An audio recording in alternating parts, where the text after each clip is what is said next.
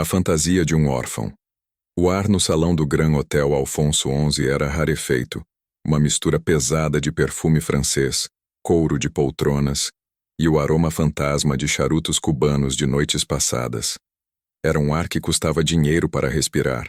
Mateo Mendoza, de 9 anos, sentia-o arranhar seus pulmões, acostumados à fumaça diesel e ao frio cortante das ruelas de Madrid.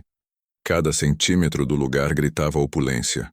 O mármore Carrara sob seus pés, polido a um brilho ofuscante, os lustres de cristal que pendiam como constelações cativas, as conversas abafadas, pontuadas por risadas que soavam como o tilintar de joias. E ele, Mateo, era a mancha na pintura. A roupa, um amálgama de cinzas e marrons que um dia foram cores, estava suja e puída nos cotovelos e joelhos. Seus sapatos, gastos a ponto de a sola bater no chão com um som oco e triste, eram uma afronta ao tapete persa. A mochila, rasgada numa das alças e remendada com um pedaço de barbante, continha todo o seu universo.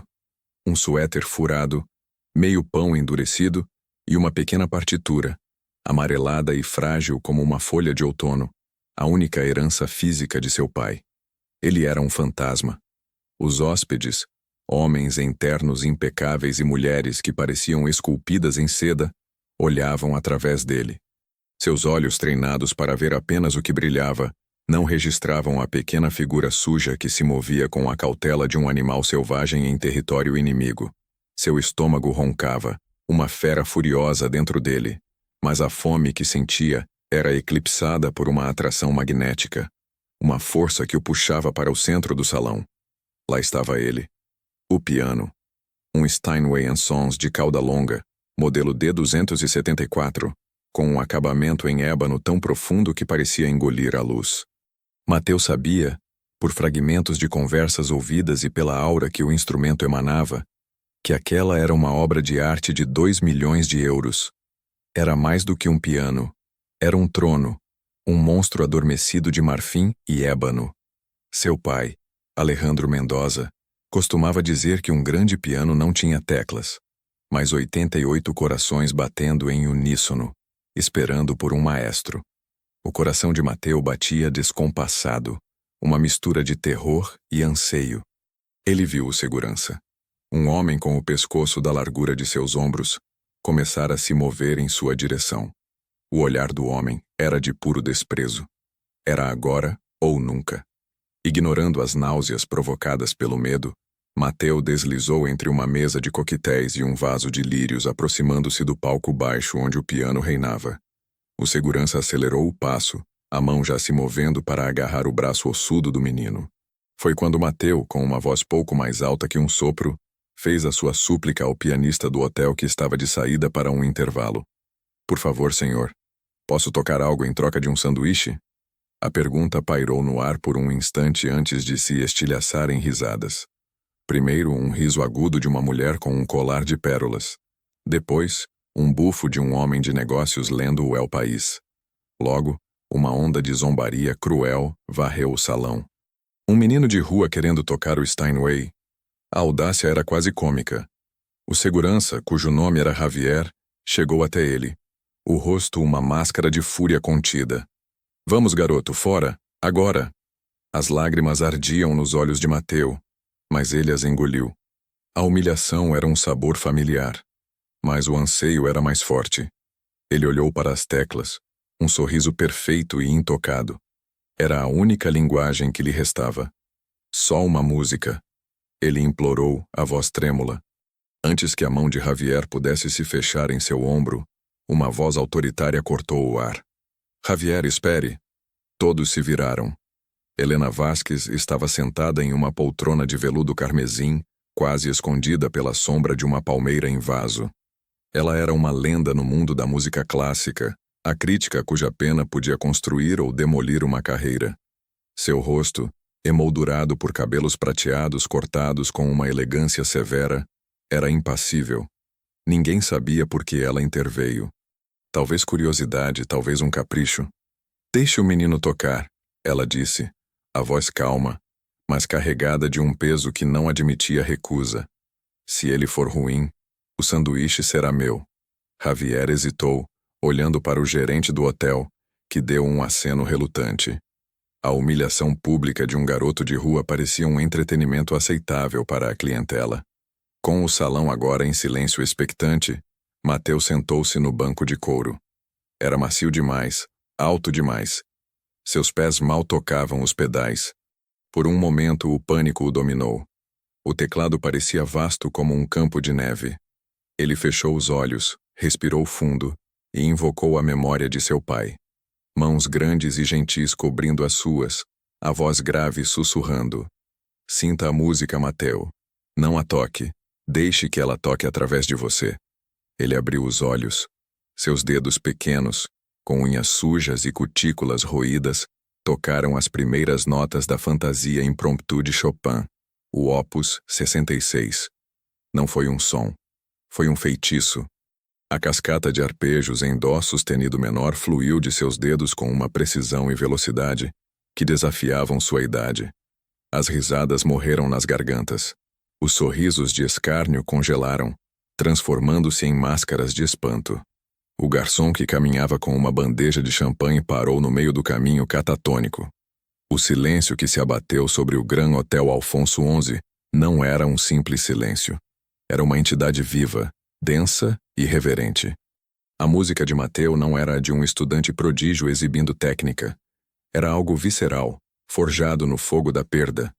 A seção do meio, Moderato cantabile, soava não como uma melodia sonhadora, mas como uma prece desesperada. Havia nela o eco da tosse seca de sua mãe em seus últimos dias, o som do caixão de seu pai sendo baixado à terra, o uivo do vento nas noites em que dormia sob a ponte de Segóvia. Cada nota era uma lágrima, cada pausa um suspiro contido. Helena Vasquez sentiu um calafrio percorrer sua espinha. Ela fechou os olhos, mas a imagem do menino não desapareceu. Ela via outras mãos naquelas teclas. Mãos mais longas, mais fortes, mas com o mesmo ataque, a mesma alma inconfundível. Mãos que ela conhecia tão bem. As mãos de Alejandro Mendoza. Alejandro, seu amigo, seu confidente, o único pianista que ela considerava um verdadeiro gênio em sua geração. Morto há 3 anos num acidente de carro estúpido numa estrada chuvosa perto de Valência. Sua morte deixou um vácero no mundo da música e um buraco em seu coração. Ela sabia que ele tinha um filho, um menino chamado Mateo, que ele idolatrava. E uma esposa, Sofia, uma violoncelista de talento que abandonara a carreira por ele. Depois da morte de Alejandro, Helena tentara entrar em contato com Sofia, mas ela e o menino haviam desaparecido, engolidos pela burocracia e pela dor. Quando a última nota da fantasia impromptu ressoou e se desvaneceu no silêncio atordoado, Mateo permaneceu imóvel, os ombros pequenos curvados. Ele tinha dado tudo. Estava vazio. Por um longo momento ninguém se moveu. Então, um único som quebrou o transe. Um aplauso. Depois outro. E mais outro. Até que todo o salão, dos milionários aos funcionários, estava de pé, aplaudindo em uma ovação trovejante que abalou os lustres de cristal. Mateo encolheu-se. Ele não entendia. O barulho era assustador. Ele só queria o sanduíche. Helena se levantou e caminhou firmemente até o palco. Ela ignorou o gerente do hotel, que agora se apressava com um sorriso bajulador, e o segurança Javier, que parecia ter visto uma aparição. Ela se ajoelhou na frente de Mateo, seus olhos cinzentos e penetrantes buscando os dele. Como você se chama, menino? Ela perguntou, a voz surpreendentemente suave. Mateo. Ele sussurrou, o olhar fixo no chão. Mateo. Mendoza? Ela arriscou, o coração batendo forte contra as costelas. O menino levantou a cabeça abruptamente. Seus olhos, de um castanho profundo, eram idênticos aos de Alejandro. Olhos que continham a mesma melancolia e a mesma centelha de genialidade. Ele apenas assentiu, desconfiado. Uma onda de emoção, culpa, tristeza, fúria e uma feroz determinação protetora tomou conta de Helena. Onde você tem vivido, Mateo? Por aí, ele respondeu a resposta padrão das ruas. Com quem? Sozinho. A palavra saiu pequena, mas pesada como uma pedra. Helena olhou para as mãos do menino. Mãos de Mendoza, o polegar flexível, os dedos longos e delgados. O sangue de Alejandro corria naquelas veias, e sua alma fluía por aqueles dedos. Ela se levantou e encarou o gerente. Este menino vem comigo. E prepare o melhor sanduíche que sua cozinha puder fazer. E uma sopa quente. E um copo de leite. Coloque tudo na minha conta. Sua autoridade era absoluta. Ninguém ousou questionar. A vida de Mateu mudou com a velocidade de um prestíssimo. Em questão de horas, ele foi transportado do mundo cinzento e áspero das ruas para o apartamento de Helena em Salamanca, um santuário de livros, arte e música. O primeiro banho quente em meses pareceu arrancar uma camada de sua pele, levando consigo a sujeira e, ele esperava, um pouco da dor. As roupas novas que Helena comprou para ele eram macias e não tinham furos. A cama em que ele dormiu naquela noite era tão confortável que ele teve medo de acordar e descobrir que tudo não passava de um sonho. Mas a transição não foi fácil. Mateu era um animal ferido, desconfiado de cada gesto de bondade. Ele comia rápido demais, sempre guardando um pedaço de pão no bolso. Um hábito arraigado pela fome. Ele acordava no meio da noite com pesadelos, os gritos silenciosos presos na garganta. Helena foi paciente. Ela não o pressionou para falar sobre o passado. Em vez disso, ela se comunicava com ele através da única linguagem que ambos entendiam perfeitamente. O apartamento dela tinha um Bechstein antigo, um piano com um tom mais quente e íntimo que o Steinway do hotel. Nos primeiros dias, Mateu apenas o circulava, como se fosse uma criatura que pudesse morder. Então, uma tarde, enquanto Helena lia no sofá, ele se sentou e tocou uma melodia simples, uma canção de ninar que sua mãe costumava cantar. Helena não disse nada, apenas ouviu, o coração apertado. Aos poucos, a história veio à tona em fragmentos. Após a morte de Alejandro, Sofia mergulhou em uma depressão profunda. O dinheiro do seguro acabou. Eles se mudaram para um apartamento menor, depois para um quarto. Sofia ficou doente. Uma pneumonia que seu corpo enfraquecido pela tristeza não conseguiu combater. Mateu a viu definhar, impotente. Após a morte dela, os serviços sociais o levaram. Ele passou por 2 orfanatos. Lugares barulhentos, superlotados, onde a sobrevivência significava ser invisível ou ser cruel. Mateu não era nenhum dos dois. Ele era apenas um menino com um universo de música trancado dentro de si. Então ele fugiu. As ruas foram mais honestas em sua brutalidade. O frio, a fome, o medo. Ele aprendeu a roubar comida, a encontrar abrigo, a se tornar um dos muitos fantasmas infantis de Madrid.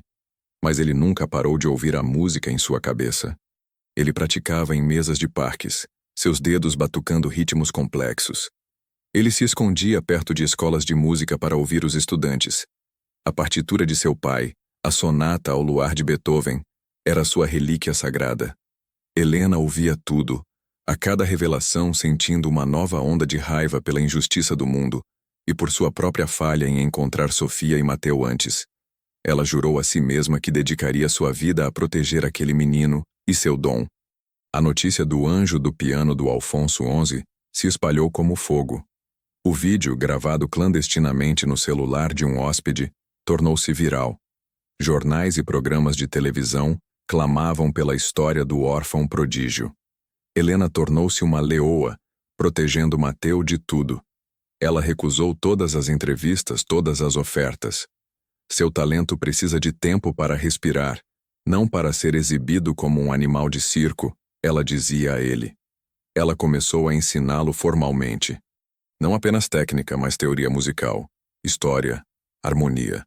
Descobriu que Alejandro já lhe havia dado uma base sólida. O menino era uma esponja, absorvendo conhecimento com uma avidez impressionante. Mas mais do que isso, Helena o ensinou a encontrar alegria na música novamente, não apenas um refúgio para a dor. Eles tocavam duetos de Mozart, rindo quando erravam uma nota. Ela lhe contou histórias sobre seu pai. Não o lendário pianista, mas o homem.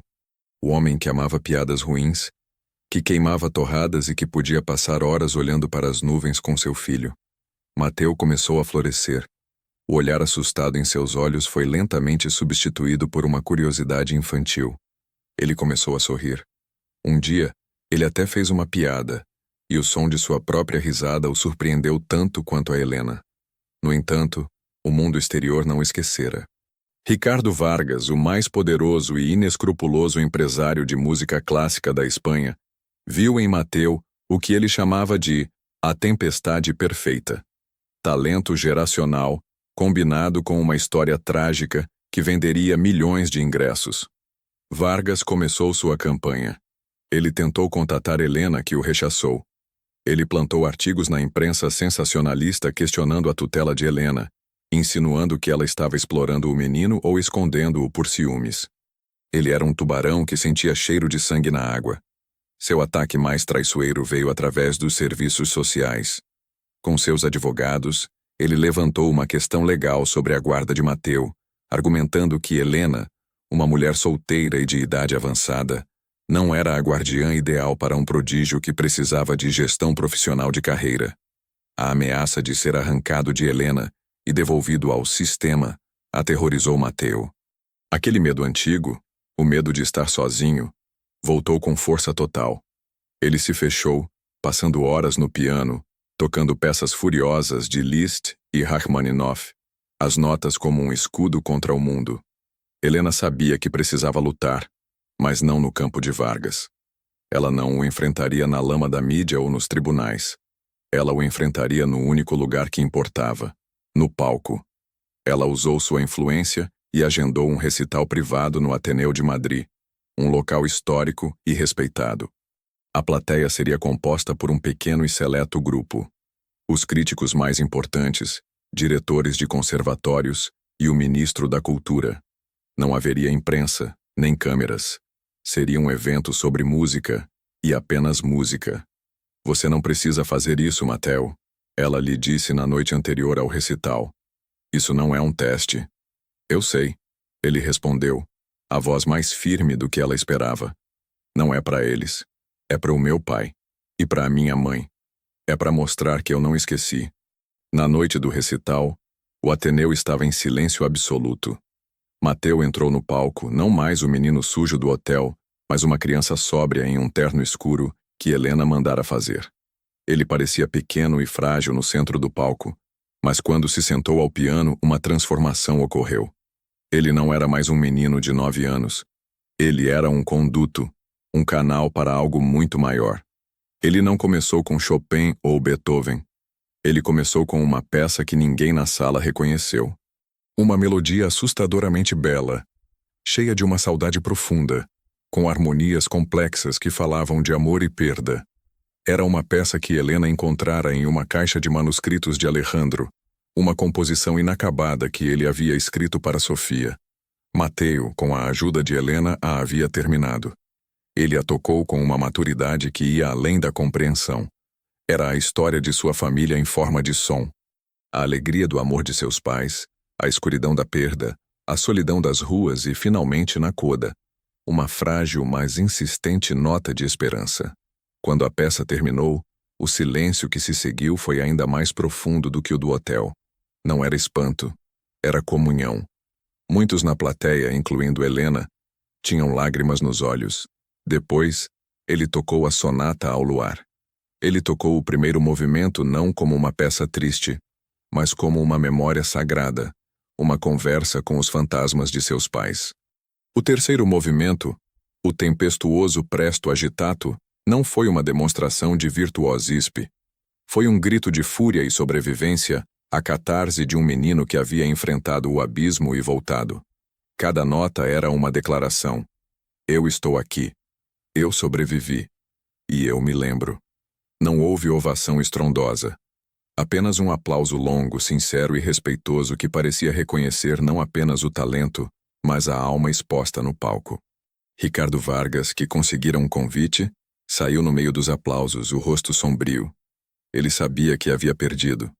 Aquele menino não era um produto para ser vendido. Ele era um artista. Naquela noite, a batalha pela guarda de Mateu efetivamente terminou. O ministro da Cultura garantiu a Helena que não haveria mais interferências. O mundo da música concordou em dar ao menino o que ele mais precisava: espaço e tempo. A vida continuou, não em uma explosão de fama, mas em um ritmo tranquilo e curativo. Mateu ia à escola, fazia amigos, jogava futebol no parque. E todos os dias, ele se sentava ao piano com Helena. Eles exploravam Bach, Debussy e até mesmo o jazz que Alejandro amava. A música não era mais uma armadura ou uma moeda de troca por um sanduíche. Era sua casa. Anos mais tarde, quando Mateu Mendoza, já um jovem, subiu ao palco do Carnegie Hall ou da Filarmônica de Berlim, o público veria um pianista de técnica impecável e paixão avassaladora. Eles ouviriam as críticas o chamando de o herdeiro de seu pai, a maior voz de sua geração. Mas Helena, sentada na primeira fila, e Mateu, com as mãos pairando sobre as teclas antes da primeira nota, saberiam a verdade. Saberiam que cada concerto, cada sonata, cada aplauso começou naquele dia desesperado no Grand Hotel Alfonso XI.